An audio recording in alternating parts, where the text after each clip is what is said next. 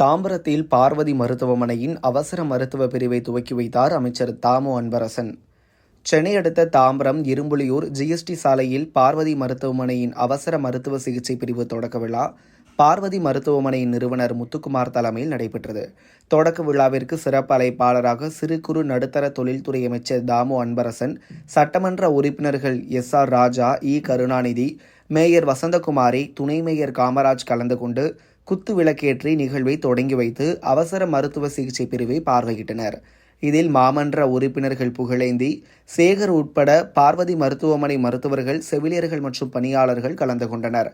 பின்னர் செய்தியாளர்களை சந்தித்த நிறுவனர் முத்துக்குமார் பேசுகையில், பார்வதி மருத்துவமனை அவசர சிகிச்சை பிரிவு உயிர்காக்கும் சேவையை தொடங்கியுள்ளது. அவசர பிரிவில் வருபவர்களுக்கு தகுந்த சிகிச்சை அளிக்கப்படும்.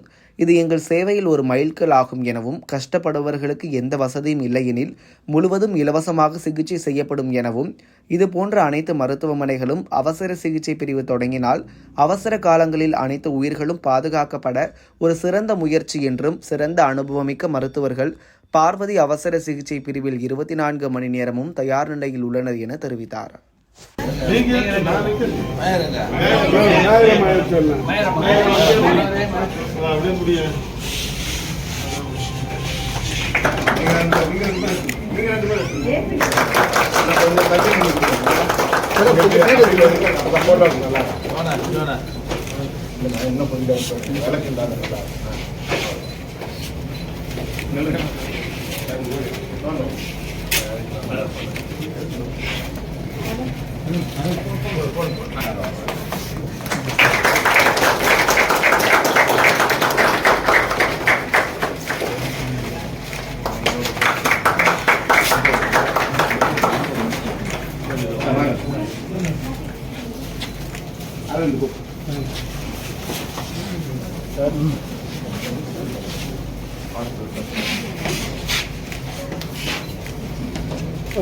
சார் வாடா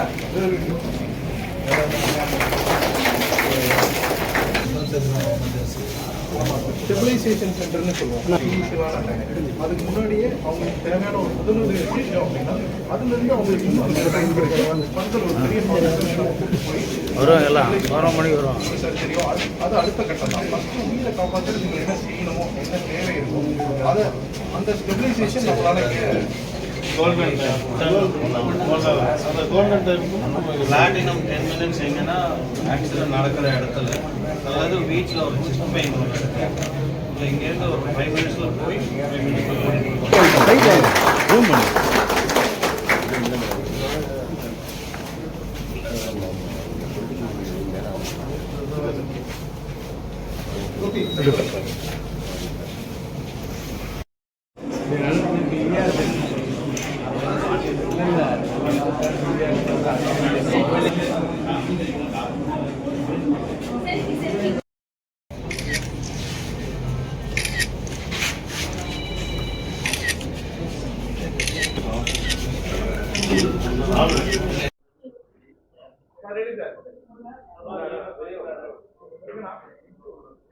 அனைவருக்கும் காலை வணக்கம். இன்று காலை ஜிஎஸ்டி நெடுஞ்சாலையில் இரும்புலியூர் நெடுஞ்சாலைக்கு மேல் பார்வதி இஎம்எஸ் என்ற புதிய ஒரு சேவை துவக்கப்பட்டது. அருள் கூர்ந்து நமது அமைச்சர் தாமு அன்பரசன் அவர்கள் இதை திறந்து வைத்தார். நல்லபடியாக இந்த நிகழ்ச்சி முடிந்தது. இந்த நிகழ்ச்சியில் தாம்பரம் மேயர் திருமதி வசந்தகுமாரி அவர்கள், துணை மேயர் திரு காமராஜ் அவர்கள், எம்எல்ஏ திரு கருணாநிதி அவர்கள் மற்றும் பலர் கலந்து கொண்டு இந்த நிகழ்ச்சியை நல்லபடியாக இந்த சேவையை துவங்கி வைத்தனர்.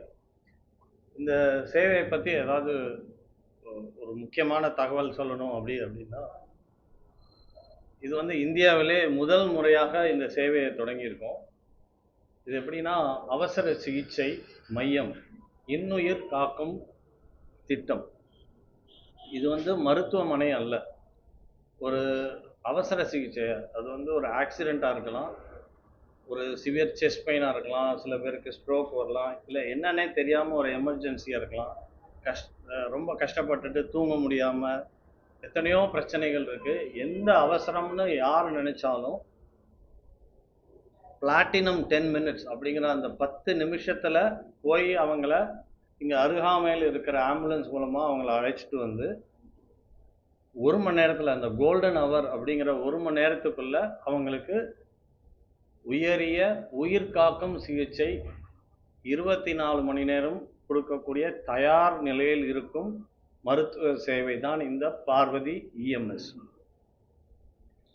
இதில் இன்னொரு ஸ்பெஷாலிட்டி என்னென்னா, அந்த சிகிச்சை வர்றவங்களுக்கு ஒருவேளை வருமானம் இல்லை, அவங்களுக்கு எந்த வசதியும் இல்லைன்னா முழுவதும் இலவசமாக செய்யப்படும்.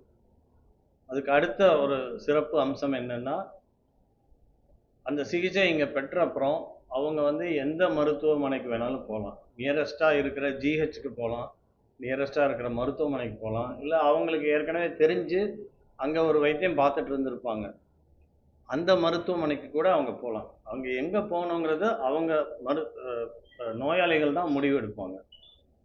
ஸோ இந்த செயல் திட்டம் எதற்காக வந்து பார்வதி பண்ணுறதுன்னா, பார்வதி வந்து ஒரு தொலைநோக்கு பார்வையோட இதே போல் பல மருத்துவமனைகளும் இந்த மாதிரி ஒரு எமர்ஜென்சி சர்வீஸ் அங்கங்கே பண்ணாங்கன்னா உயிர் காக்கும் சிகிச்சை இந்தியாவில் பெருகும். இது முதல் முயற்சி. இந்த முயற்சி வெற்றி பெற உங்கள் அனைவரின் வாழ்த்துக்களையும் எதிர்நோக்கி நன்றியுடன் காத்திருக்கிறோம். நன்றி. இந்த மருத்துவ சேவையோட சிறப்பு அம்சம் இன்னொன்று என்னென்னா, இங்கே வந்து 24 மணி நேரம் தயார் நிலை என்று சொன்னேன். அந்த தயார் நிலைன்னா என்னென்னா, எமர்ஜென்சி கேர் ஃபிசிஷியன்ஸ் அவங்க வந்து எந்த எமர்ஜென்சியாக வேணால் இருக்கலாம்.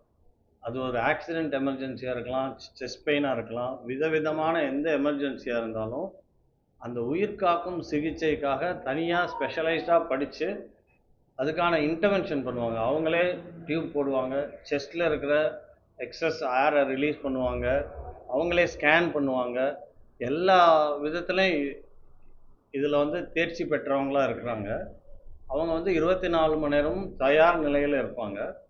அதே மாதிரி ப்ரீ ஹாஸ்பிட்டல் கேர், அந்த பிளாட்டினம் 10 மினிட்ஸ்ன்னு சொன்னோம் இல்லையா, அங்கே வந்து ஆம்புலன்ஸில் வந்து ஏஎல்எஸ் அப்படிங்கிற அட்வான்ஸ் லைஃப் சேவிங் எக்யூப்மெண்ட்ஸோட அதுக்கு ட்ரெயின் ஆன எமர்ஜென்சி கேர் டெக்னீஷியன் அவங்களே போய் அவங்க வீட்லேயோ ஆக்சிடெண்ட் ஆன இடத்துலையோ அவங்கள வந்து ரிசீவ் பண்ணி அங்கேருந்து இங்கே நேரடியாக இந்த மருத்துவ சேவைக்கு கம்யூனிகேட் பண்ணிக்கிட்டே இருப்பாங்க.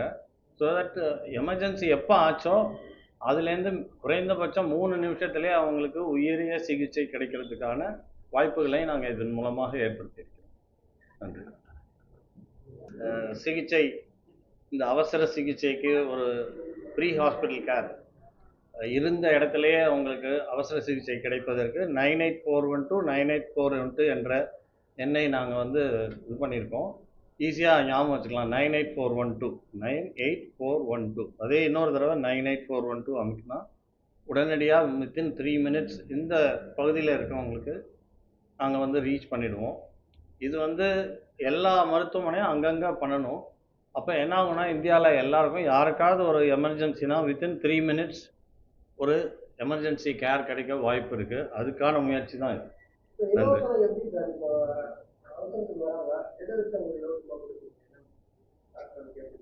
புரியலைங்க சார். அதுதாங்க, அது அவங்க சொல்கிறது தான். அது பேர் வந்து கேட் கண்ட்ரோல்னு சொல்லுவாங்க. அந்த மாதிரி எந்த கண்ட்ரோலும் கிடையாது. அவங்க சொல்லிட்டாங்க எனக்கு வசதி இல்லைன்னா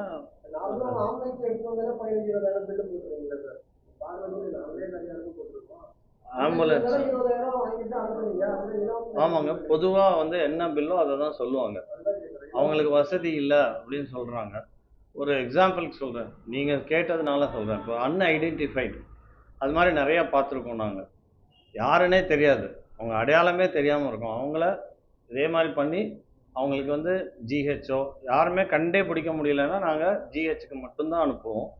ஏன்னா அதுக்கு மேலே சிகிச்சை பண்ணால் அது எத்தனை லட்சம் ஆகும்னு தெரியாது, அதை நம்மளால் எடுத்துக்க முடியாது. அந்த உயிர் காக்கும் சிகிச்சை மட்டும்தான் நாங்கள் பொறுப்பெடுத்து பண்ணுறோம்.